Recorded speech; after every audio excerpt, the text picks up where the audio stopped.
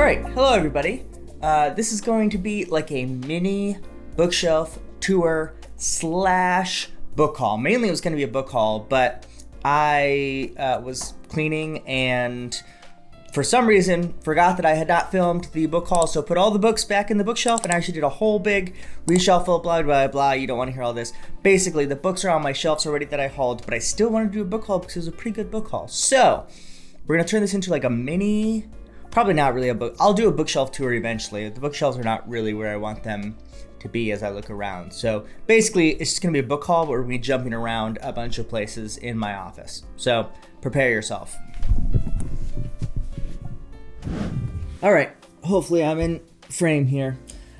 So we are now at the lowest shelf here in my main bookshelf here. A couple things of interest that are new. First off, J.V. Jones's The Barbed Coil. I got this because it was highly spoken of by my friend Chris at Chris Bookish Cauldron. He's a big J.V. Jones fan. This is a standalone portal fantasy where, as I understand it, a woman puts on a ring that is like a barbed coil, and it is a barbed ring. So when it pricks her, it transports her to this magical world. And it's supposed to be very interesting, very well written. Chris says there's some very interesting kind of like body horror elements, which is generally not my jam.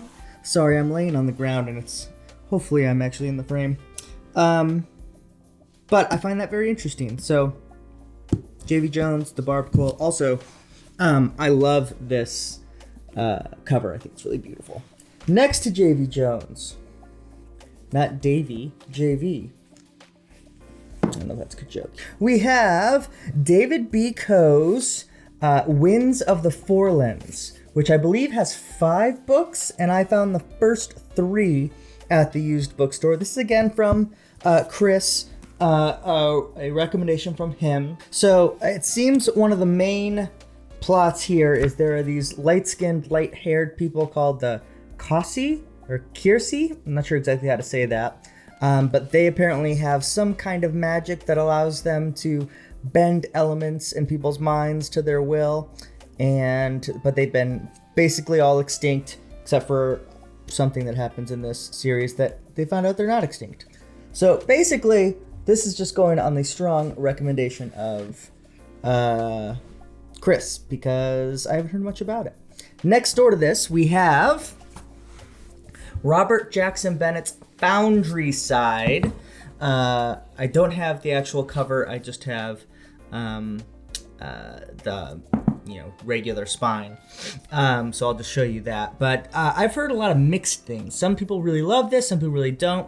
I think it's like a sci-fi / fantasy story where the magic system is very much like coding, I've heard, but like coding the real world, which I think is interesting. I think from what I've heard, Robert Jackson Bennett is not going to quite be my cup of tea, but I do want to give him a shot, which is why I picked this up. It also was like 50 cents, so it wasn't a huge gamble. Also, while we're down here, let's see if we can bend this a little bit. See down here, this is just kind of a fun fact. This Monopoly right here is the Monopoly I had in my youth. This National Parks edition, which I really, really love. So there you go, a little bit of Andy history. Moving on. All right, so now we are in kind of this weird in-between shelf that I have right now. Between my different shelves, because I don't have enough for all the books that I'm buying. But we do have a couple of new arrivals here.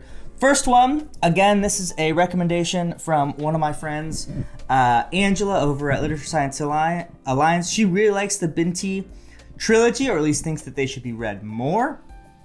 And so I took her word for it. I'm going to go for it. So snagged that. Also up here on top, I'm very excited about this. I've heard about J.R.R. Tolkien, author of The Century, Tom Shipley's biography of the man. Obviously, I'm a huge Tolkien fan, so I'm very excited about that. The only other new addition here right now is Donna Tartt's Secret History. Whoop, it's up here. Donna Tartt's Secret History. I don't know when I'm going to be able to read that or put it in there, but I've heard a lot of good stuff about it, and it was like 50 cents. So I was like, well, Gotta snag that.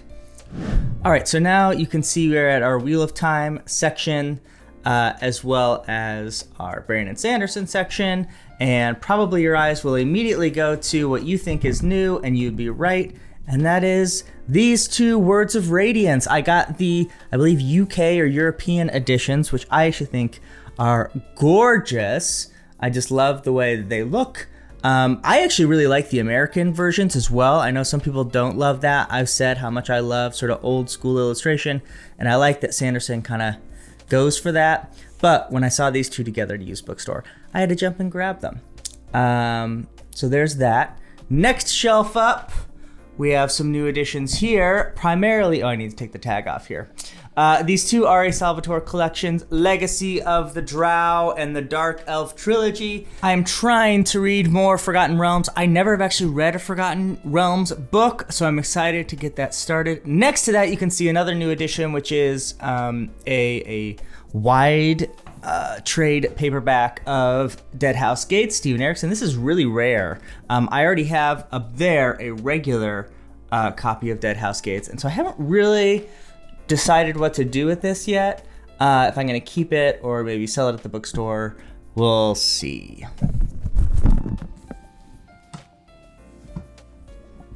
Speaking of Malazan and the top shelf, we have two new editions here, Midnight Tides and Bone Hunters. I found both in like the original versions. I think these are like the first couple printings had these very gorgeous, I like these at least much better than the sort of minimalist ones. So here's a minimalist example would be like the Dust of Dreams one, this new version. Just kind of one simple thing. But those are kind of the newer ones. The older ones, here's Bone Hunters, have these more sort of classic 80s style, but again, I really like those. So boom, baby. Got both of those, very excited about that. Now we're moving down to the second highest shelf here. The big additions here are, I had Eldest, I had in a previous book haul, but then I got lucky and all three of these were in another used bookstore that stuff. So Aragon, Brasinger, which is the second one, and Inheritance. So I now have the whole Inheritance cycle, and I really want to reread these because they're hugely important for my youth, but I remember being very disappointed in the ending, but I also read them very far apart. So I'm interested how I will like them, A, now that I'm older, and B, that I'm able to read really quickly through them all. Because I remember Aragon, I just love. Eldest, I really enjoyed. Brasinger, sort of the Dwarven politics wasn't my favorite. And then Inheritance felt a little rushed to me. So we'll see if that's the case. I think I want to try to do that sometime later this year, but we'll see. All right, so I think that's it. If there are more, I might put them in another video sometime, but that is a very quick kind of bookshelf tour, more like a book haul. Hopefully you enjoyed it. As always, first in, last out.